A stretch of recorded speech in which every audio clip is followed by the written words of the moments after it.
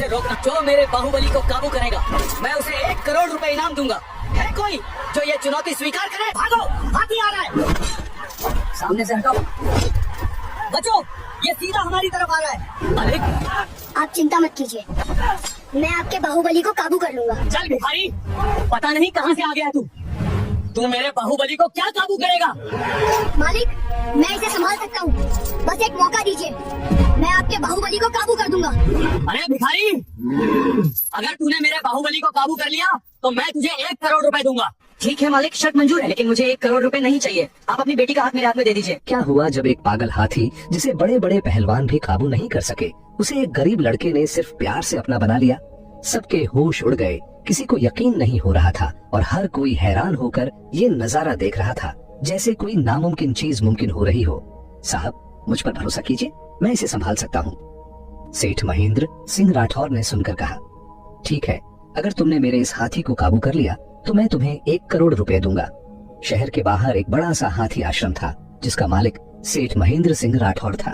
उसके पास 15 हाथी थे, लेकिन उनमें से एक सबसे खास था जिसका नाम था बाहुबली। बाहुबली सिर्फ बड़ा ही नहीं बल्कि बहुत समझदार भी था।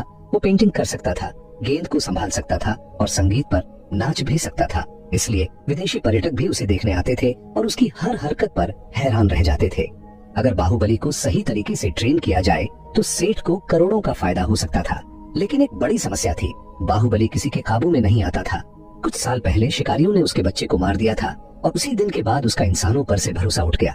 वो किसी को अपने पास नहीं आने देता था और अगर कोई जबरदस्ती करता तो हमला कर देता, जैसे उसके दिल में दर्द अभी भी जिंदा हो। सेठ महेंद्र ने बहुत कोशिश की, पहलवान बुलाए लेकिन सबको उठाकर फेंक दिया, महावत बुलाए तो सबको घायल कर दिया, विदेशी ट्रेनर भी आए लेकिन सब डर कर भाग गए। आखिरकार सेठ ने एक खुला चैलेंज रख दिया कि जो भी बाहुबली को काबू करेगा उसे 1 करोड़ रुपए मिलेंगे। खबर पूरे शहर में फैल गई, सैकड़ों लोग आए लेकिन सब नाकाम हो गए और 3 दिन बाद सबने हार मान ली। हर तरफ मायूसी फैल गई थी और लोग सोच रहे थे कि अब क्या होगा। सेठ परेशान खड़ा था कि तभी वहाँ एक दुबला पतला लड़का आया, फटे कपड़े, नंगे पैर, लेकिन आंखों में भरोसा। उसका नाम था अमन। अमन ने धीरे से कहा, साहब, मुझे एक मौका दीजिए। लोग हंसने लगे, ये लड़का बाहुबली को काबू करेगा? सेठ के साथ उसका बेटा रोहन राठौर भी खड़ा था, जवान और समझदार। उसने कहा, डैड, ये खतरनाक है, ये लड़का मर जाएगा। वहीं सेठ की बेटी अनन्या राठौर भी खड़ी थी। उसने कहा, पापा, इसे एक मौका देना चाहिए, शायद यही कुछ बदल दे। सेठ ने अमन को देखा और कहा, तुम क्या कर लोगे? अमन ने जवाब दिया, मैं इसे काबू नहीं करूंगा, मैं इसे समझूंगा। उसकी बात में अजीब सा भरोसा था। कुछ पल सोचने के बाद सेठ ने कहा, ठीक है, लेकिन अगर कुछ हुआ तो जिम्मेदारी तुम्हारी होगी। सब लोग हंस रहे थे लेकिन अमन के चेहरे पर डर नहीं था। अंदर एक बड़ा हाथी जंजीरों में बंधा खड़ा था, बाहुबली। उसकी आंखें लाल थीं और वो जमीन पर जोर जोर से पैर मार रहा था। कोई भी उसके पास जाने की हिम्मत नहीं कर रहा था। जैसे ही अमन अंदर गया, सेठ ने कहा, दूर रहना, ये बहुत खतरनाक है। लेकिन अमन रुक गया। उसने दूर से ही बाहुबली की आंखों में देखा और धीरे से कहा, मैं तुम्हें तकलीफ देने नहीं आया, मैं तुम्हें समझने आया हूं। सब खामोश हो गए। आगे क्या होगा ये किसी ने नहीं सोचा था। अमन ने बाहुबली की आंखों में गौर से देखा। वहां डर नहीं बल्कि दर्द और गुस्सा साफ नजर आ रहा था। उसने धीमी आवाज में पूछा, साहब, ये ऐसा कब से है? एक बूढ़े महावत ने लंबी सांस लेकर कहा, जब से इसके बच्चे को शिकारियों ने मार दिया उस दिन से इसे इंसानों से नफरत हो गई है, किसी को पास नहीं आने देता, जो भी आता है उसे दुश्मन समझकर हमला कर देता है। ये सुनकर अमन के दिल में चुभन सी हुई। उसे अपने पिता के हाथी याद आ गए, कैसे वो अपने बच्चों के लिए बेचैन हो जाते थे, छोटी सी चोट पर भी परेशान हो जाते थे। उसने धीरे से कहा, अगर इंसानों ने इसके बच्चे को मारा है तो इसका गुस्सा जायज है। इसे बस ये समझाना है कि सब इंसान एक जैसे नहीं होते, कुछ दिल से अच्छे भी होते हैं। आसपास खड़े लोग हंसने लगे। वाह, बड़ी बड़ी बातें कर रहा है, जानवरों की साइकोलॉजी समझा रहा है, अभी भागता हुआ बाहर आएगा तब पता चलेगा। लेकिन अमन ने किसी की परवाह नहीं की। उसने सेठ से कहा, साहब, अगर आप सच में इसे काबू में देखना चाहते हैं तो मुझे समय दीजिए। ये काम कुछ मिनटों में नहीं होगा। भरोसा टूटने में एक पल लगता है लेकिन दोबारा बनने में समय लगता है। सेठ ने पूछा, कितना समय चाहिए? अमन ने जवाब दिया, कम से कम कुछ दिन, और इन दिनों में कोई इसे मारेगा नहीं, न डराएगा और न ही जबरदस्ती करेगा। कुछ सोचने के बाद सेठ ने कहा, ठीक है, 1 हफ्ता। अगर 7 दिन में थोड़ा सा भी फर्क दिखा तो मैं तुम्हें और समय दूंगा। पहला दिन, दूरी से शुरुआत।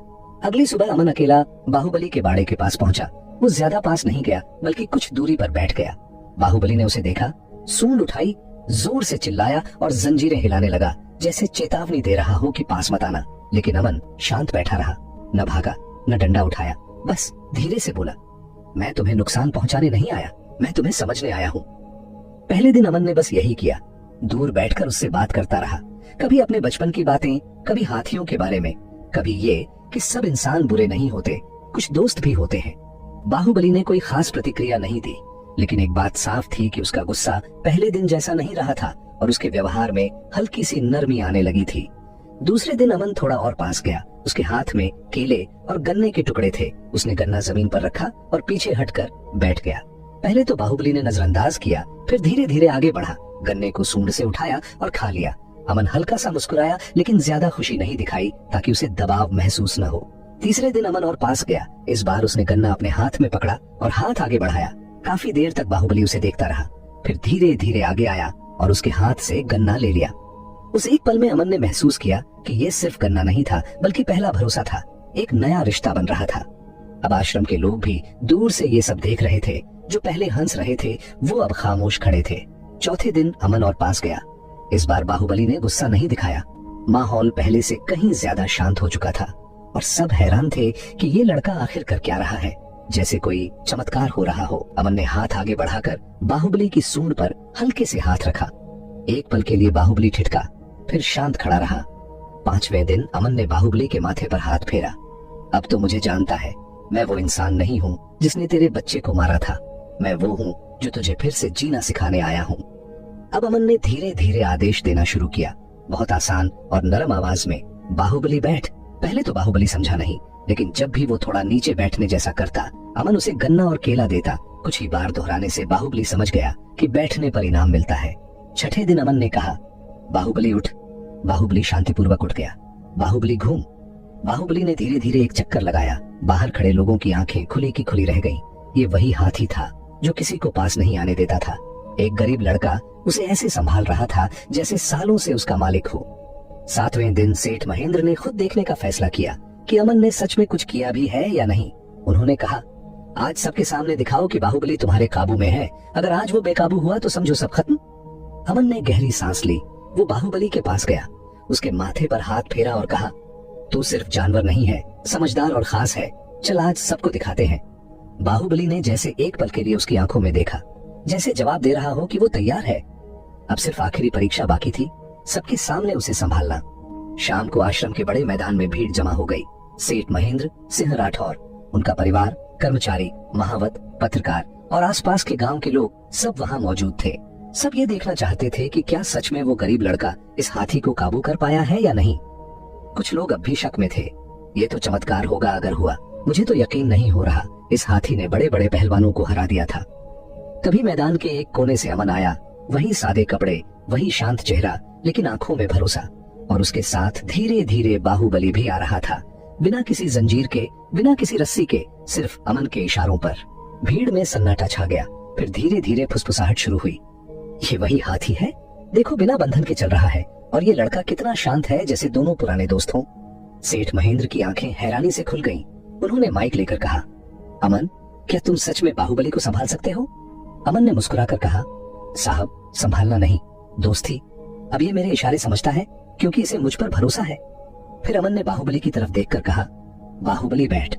बाहुबली तुरंत अपने अगले पैर मोड़कर बैठ गया। भीड़ में तालियां गूंज उठी। बाहुबली उठ, तो तुरंत खड़ा हो गया।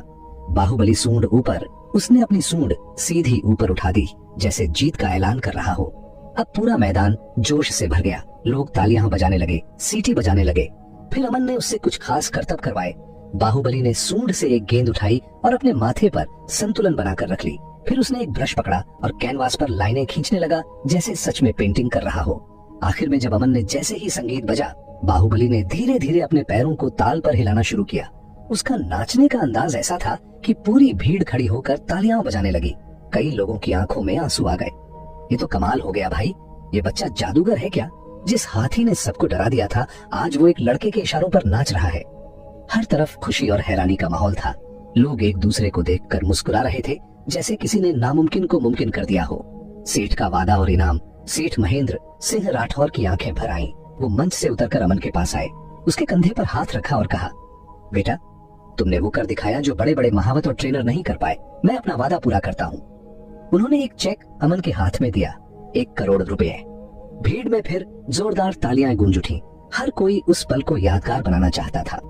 अमन के हाथ कांप रहे थे। उसने कभी सपने में भी नहीं सोचा था कि एक दिन उसे इतना बड़ा इनाम मिलेगा।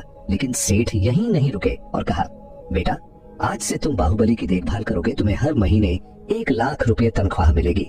रहने, खाने और कपड़ों की पूरी सुविधा होगी और तुम इसे और भी करतब सिखाओगे। जल्द ही हम इसका प्रदर्शन शुरू करेंगे। ये सुनकर अमन के चेहरे पर खुशी साफ नजर आ रही थी।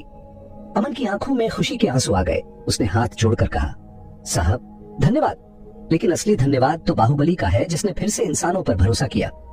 उसने बाहुबली के माथे पर हाथ रखा और धीरे से कहा, तूने मुझ पर भरोसा किया। मैं वादा करता हूँ कि कभी धोखा नहीं दूंगा। तू मेरा दोस्त है।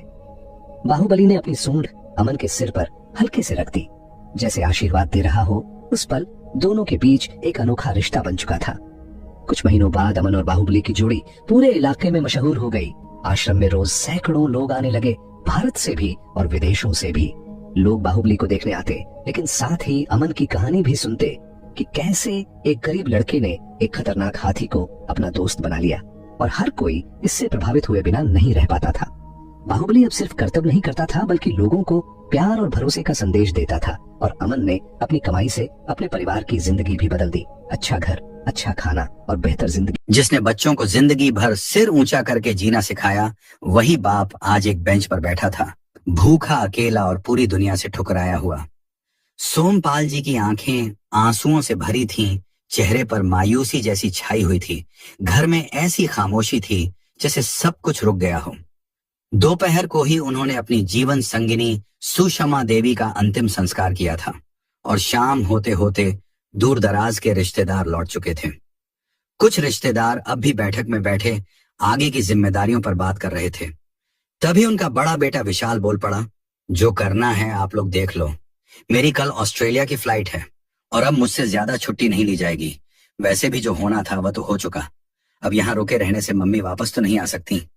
ये सुनते ही पूरे घर में जैसे सन्नाटा छा गया। एक बुजुर्ग पिता की आंखों के सामने उसके अपने ही बेटे ने संवेदना की आखिरी डोर भी तोड़ दी। सोमपाल जी के 2 बेटे थे, बड़ा बेटा विशाल और छोटा बेटा अजय। ने तो पहले ही फोन कर दिया था कि वह नहीं आ सकता, और जब विशाल आया तो उसकी बातें ऐसी थीं जैसे उसे माँ बाप की मौजूदगी कोई मायने नहीं रखती। कई दिन गुजर गए, रिश्तेदार एक एक करके लौट गए। अब उस पुराने से घर में बचे थे बस 2 लोग, सोमपाल जी और उनका पुराना सेवक रामदयाल। घर की हर दीवार में सुषमा देवी की यादें बसती थीं। एक रात अकेलेपन से थककर सोमपाल जी एक अपनी पुरानी डायरी लेकर बैठ गए।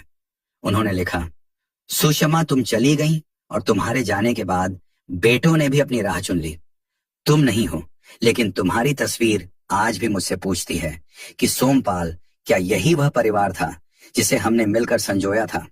सोमपाल जी सोचने लगे कि वह दिन जब विशाल पहली बार ऑस्ट्रेलिया गया था और वो मुस्कान जो बेटे की आंखों में देखकर उन्हें लगा था कि उनके सारे सपने पूरे हो गए। इंजीनियरिंग की पढ़ाई पूरी करने के बाद विशाल को ऑस्ट्रेलिया की नामी कंपनी में नौकरी मिल गई थी और वहीं से उसने अपनी नई जिंदगी की शुरुआत की। फिर 3 साल बाद आया शादी की और अपनी पत्नी को भी ऑस्ट्रेलिया ले गया। इसके बाद अजय ने भी शादी की और भाई के नक्शे कदम पर चलते हुए ऑस्ट्रेलिया चला गया। धीरे धीरे घर से वह हंसी खुशी भी चली गई और रह गए सिर्फ सोमपाल जी और सुषमा देवी। सुषमा सुधा देवी अब इस दुनिया में नहीं थी और उनके बिना सोमपाल जी का हर दिन, हर रात एक सजा बन चुका था। उनकी आंखें अक्सर दरवाजे की ओर टिक जाती, शायद कोई आ जाए, शायद बेटा वापस बुला ले। लेकिन हर बार वो इंतजार टूट जाता। एक दिन अकेलेपन से हार मानकर उन्होंने बड़े बेटे विशाल को ऑस्ट्रेलिया फोन किया। बेटा, अब तुम्हारी माँ नहीं रही। ये घर, ये दीवारें तुम्हारे बिना और उनकी गैर मौजूदगी में बस काटने को दौड़ती हैं।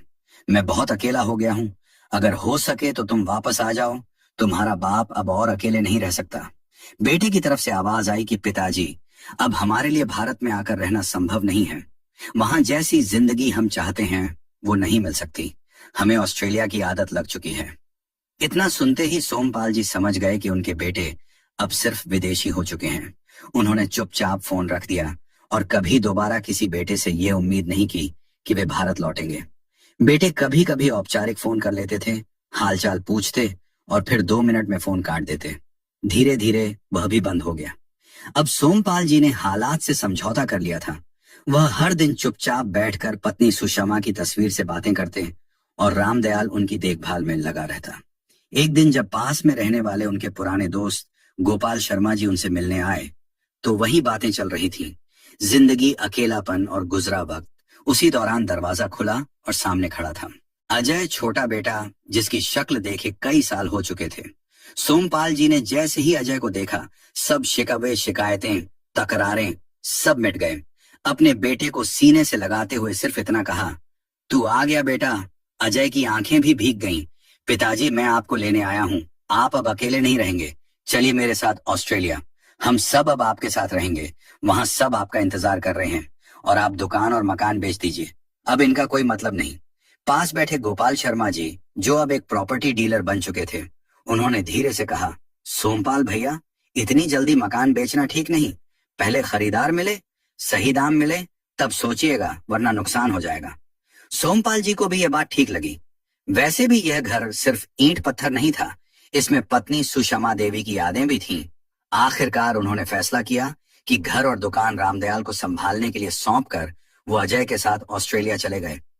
ऑस्ट्रेलिया की धरती पर कदम रखते ही सोमपाल जी ने महसूस किया कि वह अब सिर्फ एक नए देश में नहीं, बल्कि एक नई सोच और नए व्यवहारों की दुनिया में आ गए हैं। शुरुआती कुछ दिन तो बेटे बहू ने उनका अच्छे से स्वागत किया, लेकिन धीरे धीरे हकीकत का चेहरा दिखने लगा। जिस आदमी ने भारत में रहते हुए कभी खुद से एक गिलास पानी तक नहीं उठाया था, अब वही बेटे और बहू के कहने पर रसोई में बर्तन धोते, बच्चों को नहलाते और स्कूल छोड़ने ले जाने का काम करने लगे। अजय और उसकी पत्नी ने तो जैसे उन्हें एक नौकर बना डाला था। सुषमा देवी की मौत के बाद दिल पहले ही टूटा हुआ था और अब शरीर भी टूटने लगा।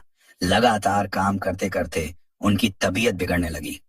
लेकिन बेटे बहू के पास उन्हें अस्पताल ले जाने का ना तो समय था और ना ही इच्छा। अजय की पत्नी ने तो एक दिन यहाँ तक कह दिया, बाबूजी, हमें कोई कुबेर का खजाना नहीं मिला जो आपकी दवा, दारू और देखभाल पर लुटा दें। उनको बेटे के घर में जहां उन्हें सुकून मिलना था, वहां अब हर बात में ताने मिल रहे थे। जब अजय उन्हें डॉक्टर के पास ले गया तो डॉक्टर ने साफ कहा, इनकी उम्र के हिसाब से इनकी देखभाल करना ज्यादा जरूरी है। इन्हें कुछ दिन हॉस्पिटल में रखना पड़ेगा। लेकिन सोमपाल जी के पास ना कोई मेडिकल इंश्योरेंस था और ना ही ऑस्ट्रेलिया सरकार की कोई सुविधा मिल सकती थी। जब अजय ने सरकार से मदद मांगी तो जवाब मिला, सिर्फ उन्हीं को मदद मिलती है जिन्होंने यहाँ सालों तक काम किया हो। इनके लिए हम कुछ नहीं कर सकते। ये सुनकर अजय और उसकी पत्नी बौखला उठे। उन्हें लगने लगा कि उनका मुनाफे का सौदा अब घाटे में बदल गया है। उन्होंने तो सोचा था कि बाबूजी बच्चों की देखभाल कर देंगे और सरकार की तरफ से कुछ पैसे भी मिलेंगे, एक पंथ दो काज हो जाएंगे।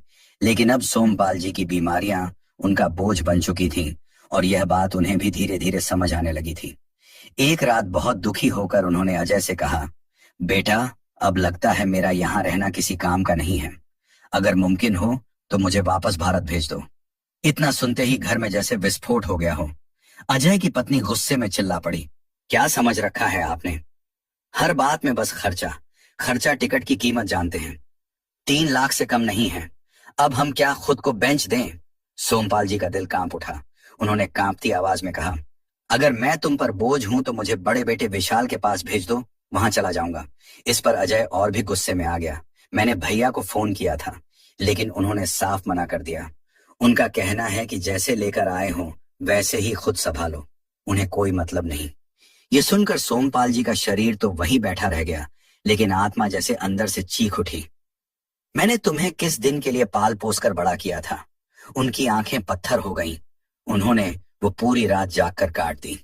एक सुबह अजय की पत्नी अचानक बहुत मीठे स्वर में बोली, बाबूजी, आप घर बैठे बैठे बोर हो गए होंगे, चलिए आज आपको बाहर घुमा लाते हैं, थोड़ा मन बहल जाएगा। सोमपाल जी जो भीतर से टूटे हुए थे, लेकिन जरा सी अपनापन की झलक पाकर मान गए। वो बोले, ठीक है बेटा, जैसे तुम्हारी मर्जी। दोनों घर से निकले, एक बड़े सुनसान से पार्क में पहुंचे। वहां जाकर बहू बोली, आप यहीं बैठिए बाबूजी, मैं आपके लिए कुछ खाने को लेकर आती हूँ। सोमपाल जी ने धीमी आवाज में सिर हिला दिया और बेंच पर बैठ गए, लेकिन वह दोबारा लौटकर कभी नहीं आई। समय बीतता गया, दोपहर बीती, फिर शाम हुई और सोमपाल जी उस बेंच पर बैठे रहे, भूखे प्यासे ठंड से कांपते हुए। वो पार्क का एक एक कोना घूम चुके थे। कुछ लोग उन्हें घूरते थे, कुछ नजरअंदाज कर देते। जब कुछ नहीं बचा तो सोमपाल जी पास की एक बेंच पर बैठकर भगवान से एक ही सवाल करने लगे, हे प्रभु, मैंने कौन सा पाप किया था? क्या इसलिए बच्चों को अपना सब कुछ दिया था? थक हार कर जब उन्होंने ऊपर देखा तो सामने एक मंदिर की झलक मिली। उन्होंने कांपते कदमों से मंदिर में प्रवेश किया और भगवान के चरणों में गिरकर खूब रोए। जब मंदिर बंद करने का समय हुआ तो वहां के पुजारी की नजर उन पर पड़ी। पुजारी ने उनके पास जाकर धीरे से पूछा, आप यहाँ अकेले क्यों हैं? सब ठीक तो है? सोमपाल जी यह सुनकर फूट फूट कर रो पड़े। उन्होंने किसी तरह पुजारी को अपने हालात समझाए, लेकिन ना तो उनके पास बेटे का पता था, ना फोन नंबर, ना पैसे। पुजारी ने उन्हें पहले खाना खिलाया, फिर पुलिस को सूचना दी। पुलिस ने पार्क के सीसीटीवी कैमरे से बहू की पहचान कर ली और उनका पता भी निकाल लिया। लेकिन जब पुलिस ने पूछा कि क्या आप उनके पास वापस जाना चाहेंगे, सोमपाल जी ने हल्की आवाज में कहा, नहीं, अब कभी नहीं। मुझे भारत लौटना है, लेकिन मेरे पास टिकट के लिए पैसे नहीं थे। सोमपाल जी ने पुजारी से विनती की कि क्या वह उन्हें एक फोन करवा देंगे। उन्होंने मंदिर के पुजारी का मोबाइल लिया और रामदयाल का नंबर मिलाया। जैसे ही फोन उठा, सोमपाल जी की हल्की सी आवाज निकली, रामदयाल, मैं सोमपाल बोल रहा हूं, मैं यहाँ पर बहुत मुसीबत में हूं। रामदयाल कुछ पल के लिए स्तब्ध रह गया। वह याद करने लगा कि जब मेरी माँ बीमार थी तब बाबूजी ने बिना मांगे ही सारा खर्चा उठाया था, कभी उधार तक वापस नहीं लिया। उसकी आंखों में पानी भर आया और उसने मन ही मन कसम खा ली, अब मेरी बारी है। उसने अगले 3 दिन में कैसे भी करके अपना छोटा मकान तक गिरवी रखकर पैसों का इंतजाम किया और 5वें दिन सोमपाल जी को पैसे भेजकर भारत वापस बुला लिया। जैसे ही वह घर लौटे, रामदयाल उनके पैरों में गिर पड़ा। बाबूजी, आपने जो मेरे लिए किया था उसके आगे यह कुछ नहीं है। आपने तो मुझे इंसान बना दिया था, अब आपकी सेवा मेरा धर्म है। सोमपाल जी ने उसे गले से लगा लिया। उनकी आंखों से आंसू रुक नहीं रहे थे, लेकिन इस बार वह आंसू बेबसी के नहीं थे, वह थे अपनापन के। घर लौटने के बाद सोमपाल जी बिल्कुल बदल चुके थे। शरीर पहले ही टूट चुका था, अब मन भी अक्सर खोया खोया रहता। वह कभी सुषमा की तस्वीर को घंटों निहारते तो कभी कुछ करते रहते। धीरे धीरे उनका स्वास्थ्य और गिरने लगा और एक दिन ऐसा आया जब उन्होंने बिस्तर पकड़ लिया। रामदयाल ने कोई कसर नहीं छोड़ी। बिना किसी झिझक के वह उनकी सेवा करता, दवाइयां देता, यहां तक कि उनकी गंदगी भी साफ करता। एक दिन सोमपाल जी ने वकील को बुलाया और कहा, मेरे मरने से पहले कुछ बातें पक्की करनी है। मेरी वसीयत, मेरी अंतिम इच्छा, सब उन्होंने अपना मकान, दुकान और बचा हुआ धन सब कुछ रामदयाल के नाम कर दिया और यह भी स्पष्ट कर दिया कि उनके अंतिम संस्कार से पहले उनकी वसीयत पढ़ी जाए। आखिरकार वो दिन भी आया जब सोमपाल जी ने इस दुनिया को अलविदा कह दिया। रिश्तेदारों को खबर दी गई। उनके दोनों बेटे अजय और विशाल दोनों ऑस्ट्रेलिया से आए, थके हुए चेहरे, औपचारिक दुख, लेकिन आंखों में कोई पछतावा नहीं। वकील साहब ने सभी को बुलाकर वसीयत पढ़नी शुरू की। मैं सोमपाल अपने पूरे होशो हवास में यह वसीयत कर रहा हूं, अपना पुश्तैनी मकान और दुकान अपने वफादार बेटे समान सेवक रामदयाल को सौंपता हूं। मेरे बैंक खाते में जो थोड़े बहुत पैसे बचे हैं वे भी सिर्फ उसी के होंगे। मेरी पत्नी सुषमा के गहने मेरी इच्छा अनुसार दोनों बेटों की पत्नियों को बराबर बांटे जाएं, क्योंकि यह मेरी पत्नी की अंतिम ख्वाहिश थी, लेकिन भी नहीं देना चाहता। इतना सुनते ही दोनों बेटों के चेहरे उतर गए, लेकिन वकील अभी रुके नहीं। उन्होंने आखिरी लाइन पढ़ी, मेरे मृत शरीर को मुखाग्नि देने का अधिकार केवल रामदयाल को ही है, क्योंकि वह मेरा खून नहीं होते हुए भी उन बेटों से कहीं बड़ा निकला जिसे मैंने जन्म दिया। मैं भगवान से यही दुआ करता हूं कि जो दिन मुझे देखने पड़े वो मेरे बेटों को कभी ना देखने पड़े, लेकिन अगर कभी उन्हें यह दिन देखने पड़े तो कम से कम उनके जीवन में एक रामदयाल जरूर हो। यह सुनकर पूरे घर में सन्नाटा छा गया। वकील की आंखें भीग गई, रिश्तेदारों के गले रंध गए। रामदयाल फूट फूट कर रोने लगा और दोनों बेटे शर्म से एक दूसरे का चेहरा देखने लगे। उस दिन सोमपाल जी का शरीर आग के हवाले जरूर हुआ, लेकिन इंसानियत की एक ऐसी लौ जला कर गया जिसकी गर्मी हर उस दिल को छू गई जो किसी दिन बूढ़ा होगा, किसी दिन अकेला होगा और किसी दिन इंसान की पहचान करेगा, खून से नहीं, कर्म से। तो दोस्तों सोचिए, क्या किसी को जन्म देना ही रिश्ता निभाने की गारंटी है? या फिर एक अनजाना इंसान भी सच्चे बेटे की जगह ले सकता है? आप क्या सोचते हैं? क्या आज के समाज में रामदयाल जैसे लोग अब भी मौजूद हैं? क्या आपने भी कभी किसी अनजान के लिए ऐसा कुछ किया है, या किसी ने आपके लिए? कमेंट में जरूर बताइए। और अगर कहानी ने आपके दिल को छू लिया हो तो इस वीडियो को लाइक करें और हमारे चैनल को सब्सक्राइब जरूर करें, और कमेंट में अपनी राय के साथ अपना और अपने शहर का नाम जरूर लिखें। मिलते हैं अगले वीडियो में नई कहानी के साथ। तब तक के लिए जय हिंद, जय भारत।